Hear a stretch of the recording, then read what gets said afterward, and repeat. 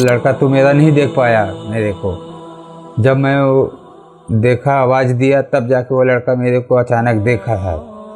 और तब जाके हमें भी खुशी हुई जब हम उनको देखे, और लड़का को भी खुशी आया कि मेरा पापा भी यहाँ है।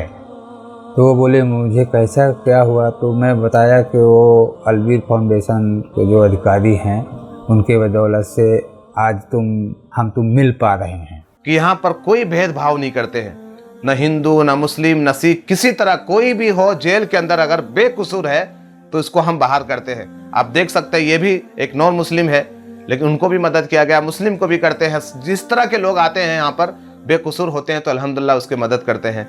मैं तमाम लोगों से गुजारिश करूंगा कि आप लोग भी इस तरह का अलवीर से जुड़ जाएं ताकि और भी लोग जिस तरह बेकसूर जेल के अंदर बंद हैं उनको भी बाहर कर सकें।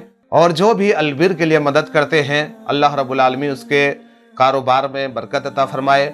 और अलवीर के पूरे टीम जो रात दिन लगे हुए हैं, अल्लाह रब्बुल आलमीन पूरे टीम को और तमाम हजरात को अल्लाह ताला जज़ाए खैर अता फरमाए, दुनिया में भी और आखिरत में इसका बेहतरीन बदला दे। आमीन।